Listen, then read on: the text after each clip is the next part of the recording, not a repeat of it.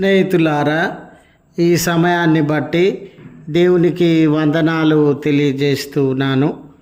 గడ్డు పరిస్థితులలో చూడండి, మన జీవితంలో అనేక పర్యాయాలు మనము గడ్డు పరిస్థితులను ఎదుర్కొనేటటువంటి వారంగా ఉంటాం.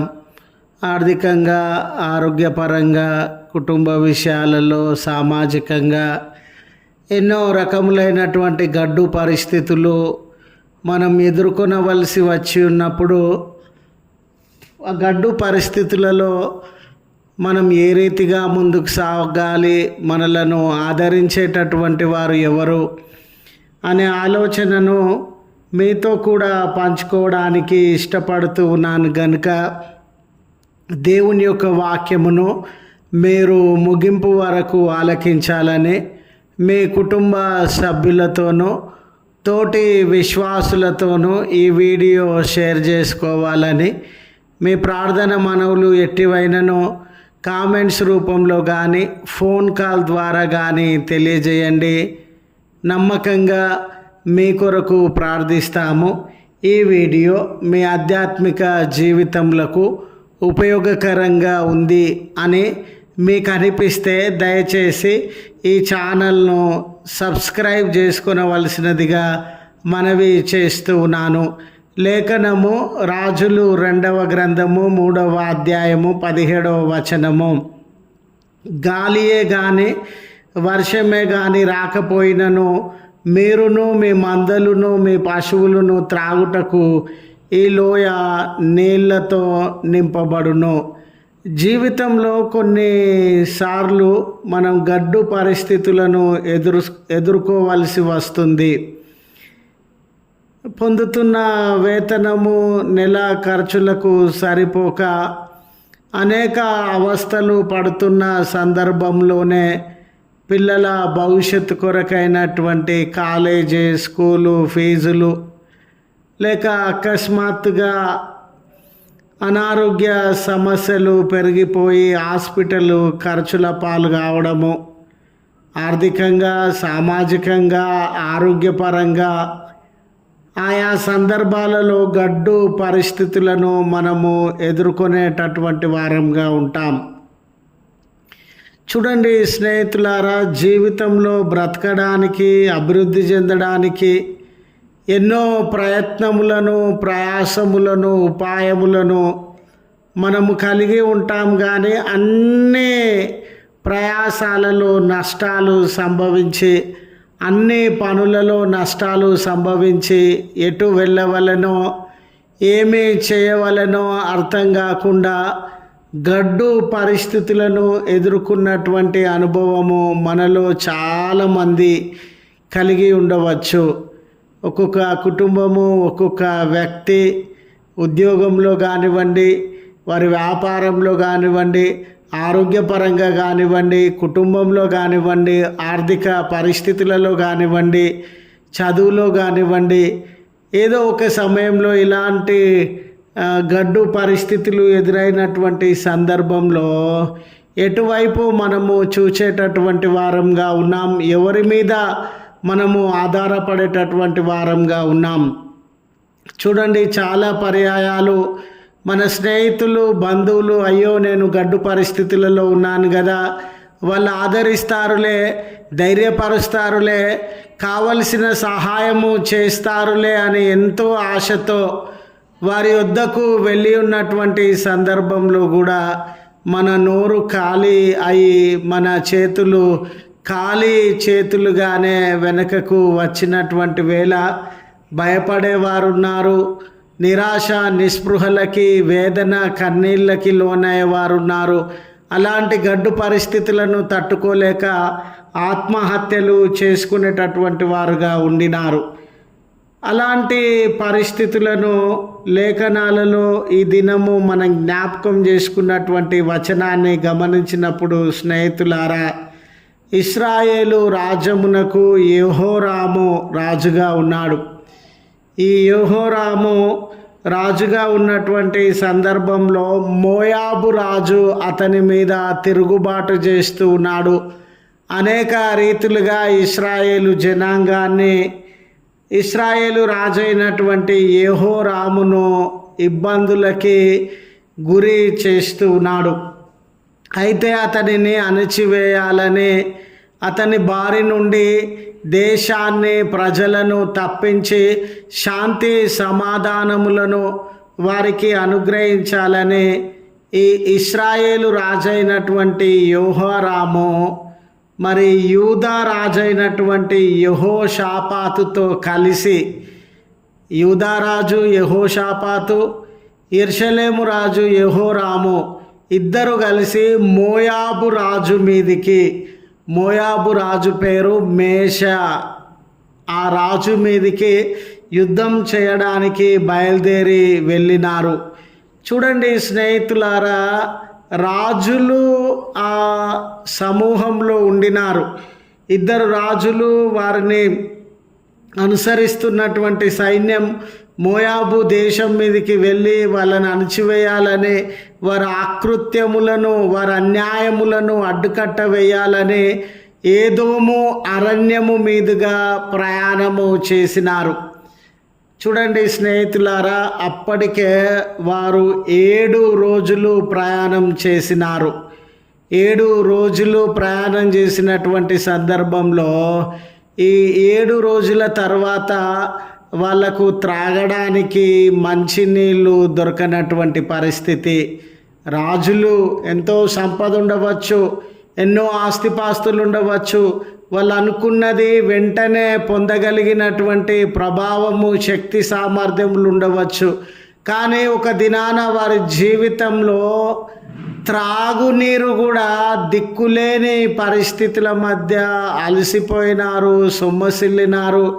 ఎటు తోచని పరిస్థితుల మధ్య వేదనను, భయాన్ని, చింతను అనుభవిస్తూ ఉన్నారు.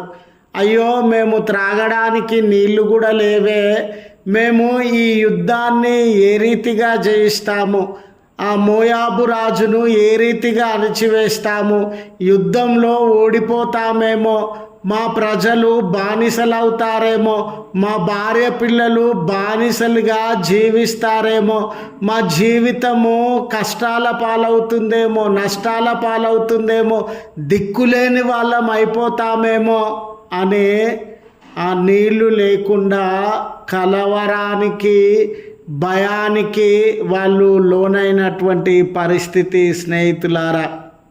అటువంటి తరుణంలో అయ్యో, దేవుడు మన పక్షాన లేడా, దేవుడు మన పక్షాన ఉంటే ఈ కష్టం మనకెందుకు వస్తుంది, దేవుడు మన పక్షాన ఉంటే ఈ నష్టం మనకెందుకు వాటిల్లుతుంది, దేవుడు మన పక్షాన ఉంటే ఈ గడ్డు పరిస్థితులను మనం ఎందుకు ఎదుర్కొంటాం అనే అనుమానము, భయము వారిలో మొదలైనట్లు మనం గమనిస్తాం. స్నేహితులారా, చూడండి, మన జీవితాలలో కూడా గడ్డు పరిస్థితులు మొదలు కాగానే మనం కూడా ఈ అనుమానంతో నింపబడతామండి. దేవుడు ఒకవేళ నా పక్షాన ఉండిన వాడైతే నేనెందుకు ఇలాంటి బాధలకు లోనవుతూ ఉన్నాను, నేనెందుకు ఇలాంటి అనారోగ్యములకు లోనవుతూ ఉన్నాను, నేను ఇలాంటి నష్టములను, గడ్డు పరిస్థితులను ఎదుర్కొంటూ ఉన్నాను అనే అనుమానము మనలో ప్రారంభము అయి ఉండవచ్చు. కానీ అవి గడ్డు పరిస్థితులైనా, దిక్కులేని పరిస్థితులైనా, ఎంత కష్టతరమైన పరిస్థితులైనా దేవుని వాగ్దానము ఏమిటంటే, ఆయన నీతో ఉన్నటువంటి దేవుడు, నిన్ను బలపరిచేటటువంటి దేవుడు, నిన్ను స్థిరపరిచేటటువంటి దేవుడు. కొంత సంభాషణ తర్వాత ఇశ్రాయేలు రాజైనటువంటి యెహోరాము, మనము ప్రవక్తను సంప్రదించాలి, ఆ ప్రవక్త ఆలోచన ఏమై ఉన్నదో, దేవుడు మనతో ఏమి మాట్లాడాలని ఆశపడుతూ ఉన్నాడో అని వారందరూ కలిసి ఎలీషా ప్రవక్త గారి దగ్గరికి వెళ్ళినారు. చూడండి, గడ్డు పరిస్థితులలో బంధువుల వైపు చూడడం కాదు, గడ్డు పరిస్థితులలో స్నేహితుల వైపు చూడడం కాదు, గడ్డు పరిస్థితుల్లో అధికారులు, డబ్బు కలిగినటువంటి వారు, ఈ లోకంలో రాజకీయ నాయకులు, పదవి కలిగినటువంటి వారు, వీరి వైపు చూడడం కాదండి. రాజులు ఎవరి వైపు చూస్తూ ఉన్నారనంటే దేవుని వైపు చూస్తూ ఉన్నారు.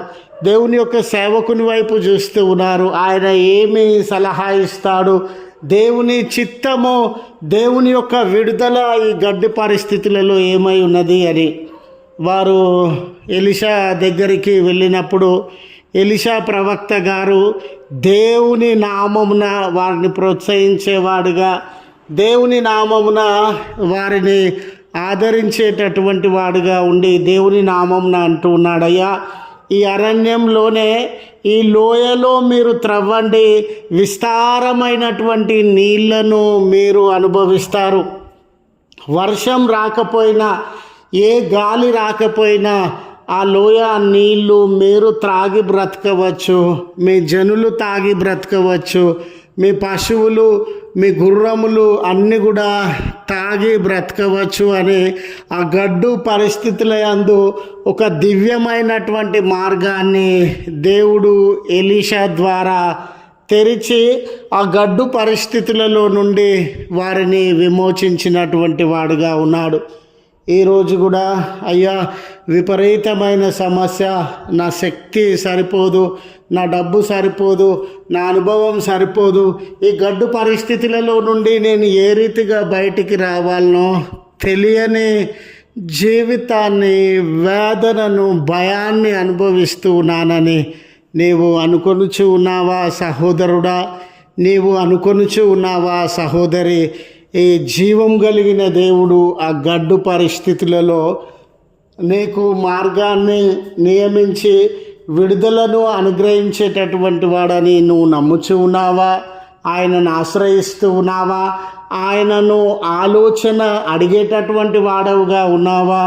ఒకవేళ నువ్వు ఆలోచన అడిగితే ఆ గడ్డు పరిస్థితులలో నుండి నిన్ను విమోచించేటటువంటి దేవుడు అని గుర్తు చేస్తూ ఈ మాటలను ముగిస్తూ ఉన్నాను. ప్రార్థించుదాము. కృపగల తండ్రి, ప్రేమగల మా దేవ, నీ పరిశుద్ధ నామం నాకు వందనాలయ్యా.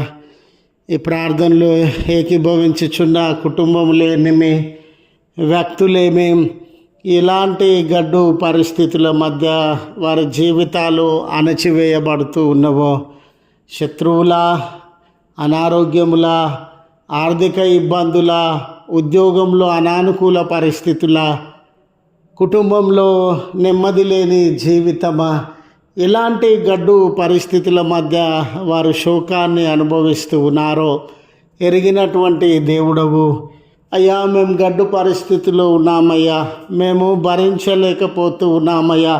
ఈ గడ్డు పరిస్థితులను బట్టి అలిసి సొమ్మసిల్లినటువంటి వారంగా ఉన్నామయ్యా.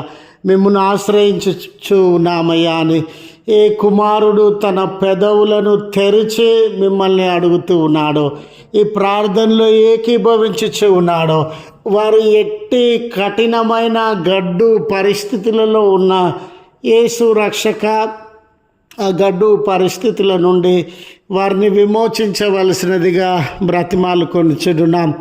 విడుదల మీ నామమున కలుగునుగాక అని ప్రకటన చేస్తూ ఉన్నాం. వారి ప్రార్థనలను ఆలకించండి, విమోచన మీ నామమున అనుగ్రహించండి. ఈ దినపు అనేక మేళ్లతో వారిని దర్శించండి. వారి పనులనేమి, కుటుంబములనేమి, ఉద్యోగములనేమి, సంతానములనేమి, వారికి ఉన్న సమస్తము పైన మీ ఆశీర్వాదములను కుమ్మరించి ఈ దినాన బర్త్డే అని, వెడ్డింగ్ యానివర్సరీ అని, ఆయా శుభ గడియలను, దినములను, సందర్భములను జ్ఞాపకం చేసుకొని ఉన్న నీ ప్రేమిడులను దర్శించి మేలు దయచేయమని క్రీస్తు పేరట వేడుకొనుచు ఉన్నాము తండ్రి. ఆమెన్. తండ్రి, కుమార, పరిశుద్ధాత్మ త్రియేక దేవుని దీవెన మనకు తోడై ఉండి మనలను కాపాడునుగాక.